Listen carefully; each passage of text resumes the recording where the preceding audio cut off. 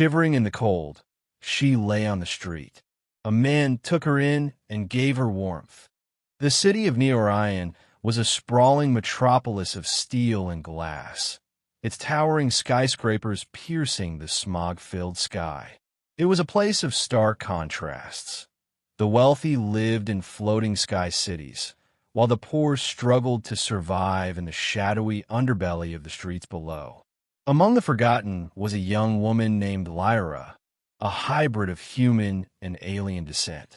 Her mother had been a star traveler from the Andromeda system, and her father a human engineer. But neither heritage had saved her from the harsh realities of life on the streets. Lyra's hybrid physiology made her uniquely vulnerable to the cold. Her mother's species, the Celestials, were adapted to warm, tropical climates, and Lyra had inherited their sensitivity to low temperatures. As winter descended on Neorion, the biting cold became unbearable. Her thin, patched clothing offered little protection, and her body trembled uncontrollably as she wandered the icy streets in search of shelter. One particularly brutal night, Lyra collapsed in an alleyway, her strength completely spent. The snow fell around her in silent, relentless waves, and her breath came in shallow, ragged gasps. She curled into a ball, trying to conserve what little warmth she had left, but the cold seeped in her bones. Her vision blurred, and she felt herself slipping into unconsciousness. "Hey, are you okay?" The voice cut through the haze of Lyra's mind, pulling her back to awareness. She blinked, her vision slowly focusing on a figure crouched beside her. It was a man, his face obscured by a hooded jacket. He reached out a gloved hand, his touch gentle but urgent. "You're freezing," he said, his voice filled with concern. "Come on, let's get you out of here." Lyra tried to speak, but her lips were too numb to form words. The man didn't wait for a response. He scooped her up in his arms, his movements careful but swift, and carried her out of the alley. Lyra's head lolled against his chest, and she felt the faint warmth of his body through his jacket. It was the first hint of comfort she had felt in weeks. The man's name was Jackson, and he lived in a small, cluttered apartment on the edge of the city. The building was old and worn, but it was a sanctuary compared to the streets. Jackson carried Lyra inside and laid her on a worn but comfortable couch, wrapping her in thick blankets.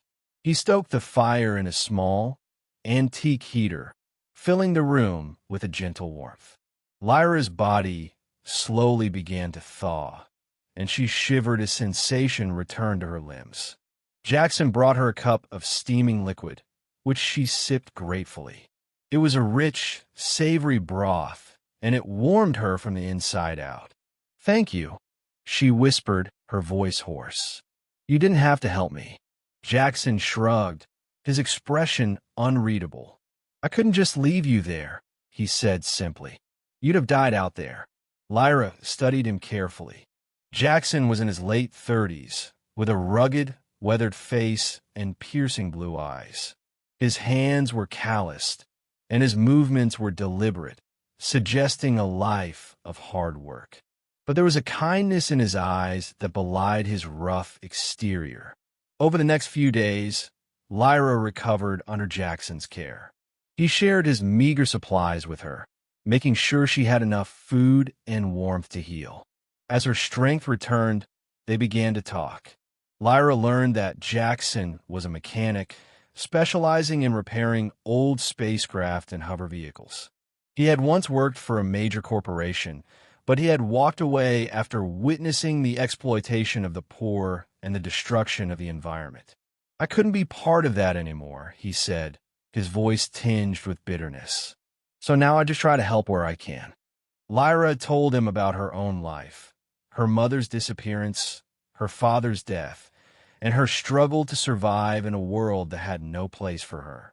Jackson listened without judgment, his presence a comforting constant in her turbulent world.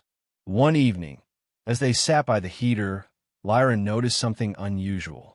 Jackson's apartment was filled with strange, intricate devices, some of which she recognized as alien technology. Her curiosity piqued. She asked him about it. "I tinker with things," Jackson admitted. "Old tech, alien gadgets, anything I can get my hands on. I've always been fascinated by how things work." Lyra's eyes lit up. "My mother was an engineer," she said. "She taught me a lot about alien technology before she left." Jackson raised an eyebrow. "You know about this stuff?" Lyra nodded. "I could help you, if you want." Jackson hesitated, then smiled. "I'd like that." Together, they began working on Jackson's projects. Lyra's knowledge of alien technology complemented Jackson's mechanical skills, and they quickly fell into a rhythm. They repaired old hoverbikes, salvaged broken drones, and even built a small generator to power the apartment. For the first time in years, Lyra felt a sense of purpose. But their peace was short-lived. One night, as they worked on a particularly complex device, they heard a loud crash outside. Jackson grabbed a wrench and motioned for Lyra to stay back. He peered out the window, his expression grim. "Scavengers," he muttered. "They've been getting bolder lately." Lyra's heart raced. Scavengers were ruthless gangs that roamed the city, preying on the weak and stealing whatever they could find.